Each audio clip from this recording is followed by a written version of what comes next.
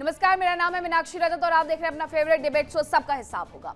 Donald Trump का mission uranium middle east में एक बार फिर से बारूद की गंध फैला रहा है।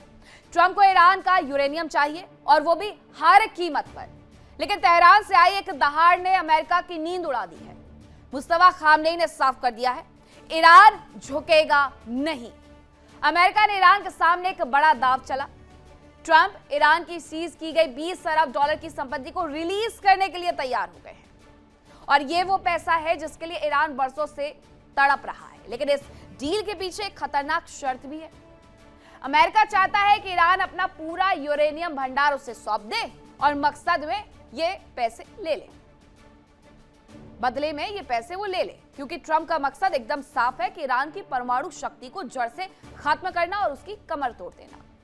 अब आपको बताते हैं ट्रंप किस तरीके से ईरानी यूरेनियम के लिए तरस रहे हैं। अमेरिका ईरान के बीच संभावित डील पर बातचीत संभव है। ईरान की सीज संपत्ति को रिलीज कर सकता है अमेरिका, लेकिन बदले में उसे वो यूरेनियम चाहिए। करीब 20 अरब डॉलर की सीज संपत्ति को अगर रिलीज करेगा तो एनरिच्ड यूरेनियम लेने के बाद ही करेगा। ईरान ने अब तक एनरिच्ड यूरेनियम सौंपने पर मुहर नहीं लगाई और पूरी दुनिया IAEA समेत ये नहीं जानती है कि आखिरकार ईरान का ये एनरिच्ड यूरेनियम कहां पर स्टोर किया गया है। अमेरिका की इस चाल को ईरान ने एक बार सिरे से खारिज कर दिया। ईरान के पावर कॉरिडोर में अब मुस्तफा की आवाज गूंज रही है। उन्होंने दो टूक कहा कि यूरेनियम ईरान की संप्रभुता है और उसका गर्व है, जिसे किसी भी कीमत पर अमेरिका के हवाले नहीं किया जाएगा। 20 अरब डॉलर की लालच ईरान के इरादों को डिगा नहीं पाई और मुस्तफा के इस ना ने सीधे तौर पर ट्रंप को चुनौती दे दी है। ट्रंप के मिशन यूरेनियम पर किस तरीके से जुबानी जंग छिड़ गई है, जरा वो भी जान लीजिए। अमेरिका एक तरफ ये कह रहा है कि ईरान ने यूरेनियम संवर्धन बंद कर दिया है। ईरान कह रहा है कि हम कभी भी संवर्धन नहीं छोड़ने वाले हैं। अमेरिका की तरफ से कहा गया कि नागरिक परमाणु कार्यक्रम भी बंद है। ईरान ने कहा कि नागरिक परमाणु कार्यक्रम जारी रहने वाला है। अमेरिका ने कहा कि ईरान अपना समृद्ध यूरेनियम हमें सौंप देगा। ईरान ने कहा ऐसा कभी नहीं होगा। ये तमाम वो बातें थी जो अमेरिकी राष्ट्रपति डोनाल्ड ट्रंप की तरफ से कही गई और इस झूठ पर से पर्दा ईरान ने उतार दिया। अब हालात ये है कि बातचीत के रास्ते पूरी तरीके से बंद, जंग के नगाड़े फिर से बज रहे हैं और अगर ट्रंप अपने मिशन पर अड़े रहे और ईरान ने अपना यूरेनियम नहीं दिया तो ये तनाव एक भीषण सैन्य टकराव में फिर से बदल सकता है। क्या ट्रंप यूरेनियम पर कब्जे के लिए हमला करेंगे? सवाल ये भी है।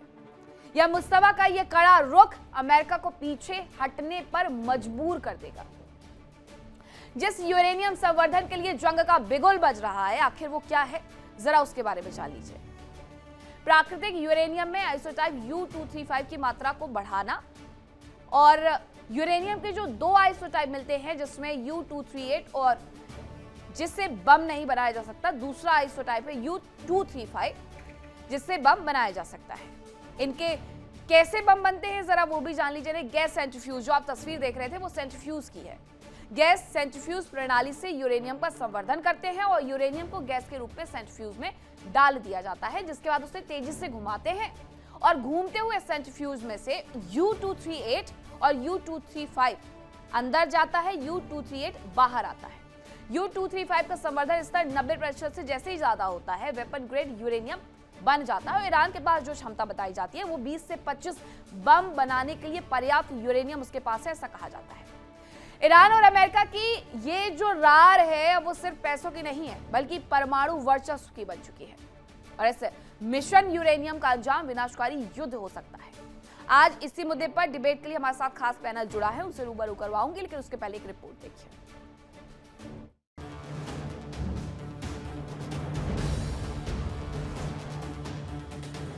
ट्रंप का मिशन यूरेनियम, फिर छिड़ेगी जंग।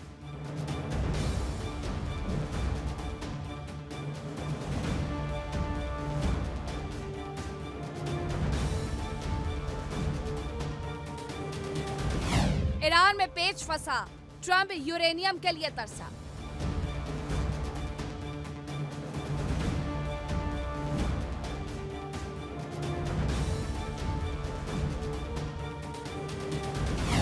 मुस्तफा की डील, ट्रंप चुने डॉलर या किर।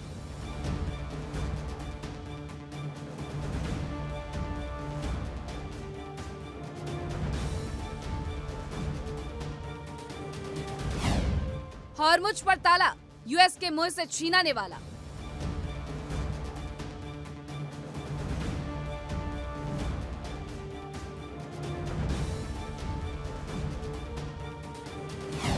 ट्रंप को मुस्तफा का पंच, फेल दुनिया का सरपंच।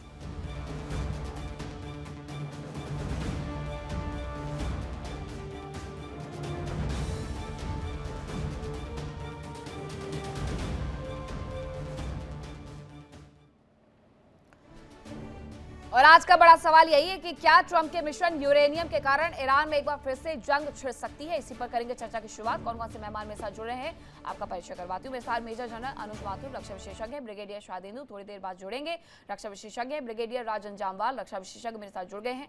पूर्णिमा नाथ, भू राजनीतिक विशेषज्ञ, अमेरिका से थोड़ी देर बाद हमारे साथ मौजूद होंगी। सैयद अली अदनान रिजवी, ईरान मामलों की जानकारी, हमारे साथ जुड़ गए हैं।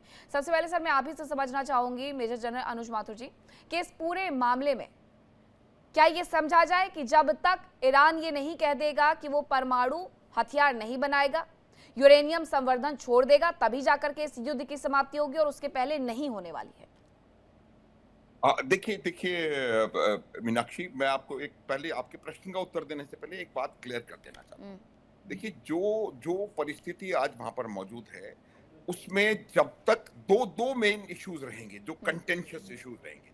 एक इशू जो है वो यूरेनियम का है, और उस यूरेनियम के इशू में भी जो जो हाईली एनरिच्ड यूरेनियम है, उसको हैंड ओवर करने का इशू है। मेरा ये मानना है कि ईरान इस बात पे ये तैयार हो कि ये इसको हैंड ओवर करेगा, ये मुझे लगता नहीं है। और अमेरिका इस बात पर लगा हुआ, क्योंकि आप देखिए मीनाक्षी कि अमेरिका के लिए अगर कोई possible face saving off ramp है, वो यही है कि वो किसी न किसी तरीके से ईरान के जो न्यूक्लियर प्रोग्राम को अपनी शर्तों पर मनवा सके, और हॉर्मुज को यथावत जो प्री 28 फरवरी सिचुएशन है उसमें पहुंचा सके। अगर वो ये करने में सक्षम नहीं हुए तो मुझे लगता है कि उनको अपने आप को जस्टिफाई करना इंटरनेशनली और डोमेस्टिकली अपने वहां पर बड़ा मुश्किल हो जाएगा। तो इस वजह से ये एक बहुत बड़ा मुद्दा रहने वाला है, और इसमें कौन हु विंग्स फर्स्ट, कौन किस तरीके से अपने उनको थोड़ा लोअर करेगा,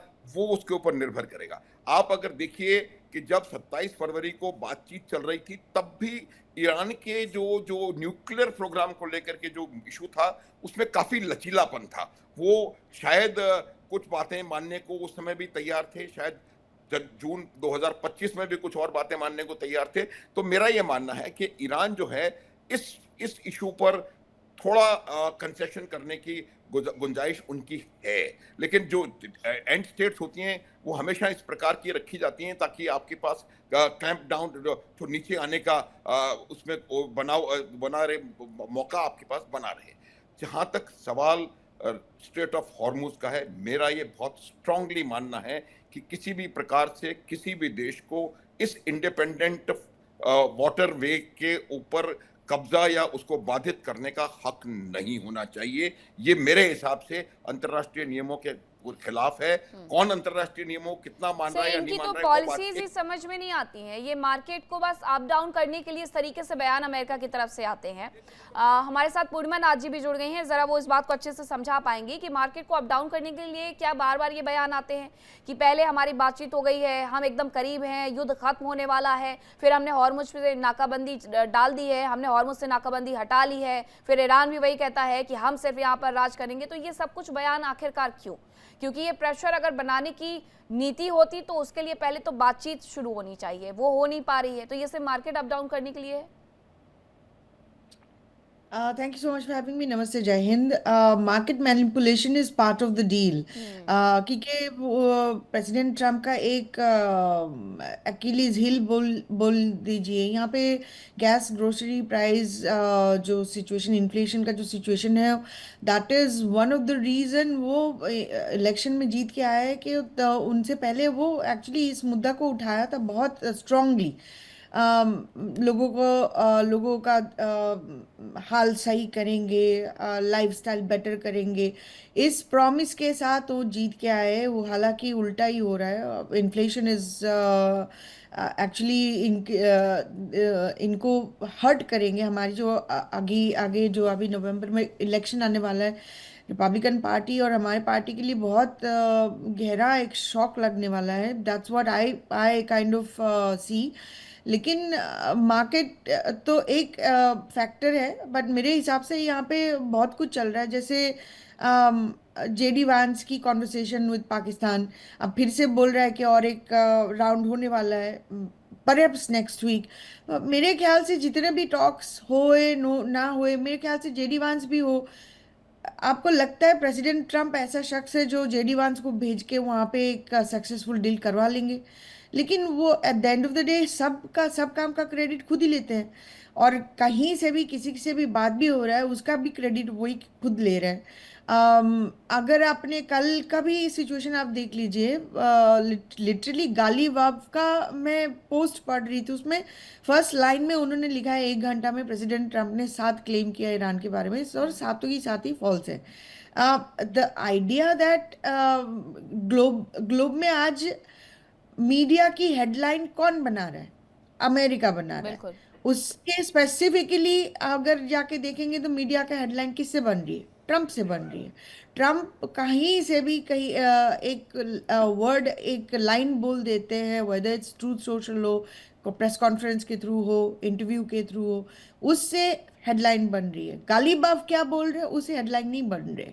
तो so as a neutral country अगर आप सही मेरे ख्याल से इंफॉर्मेशन दर्शकों के पास पहुंचाना चाहते हो कि दोनों साइड्स का इंफॉर्मेशन आपको देना पड़ेगा। ब्रेक का ब्रेक पे जाने से पहले आपको बता दें, इंडिया डेली अब आपकी स्मार्ट टीवी पर भी मौजूद है। इंडिया डेली 24/7 देखिए अपने स्मार्ट टीवी पर लाइव और लगातार।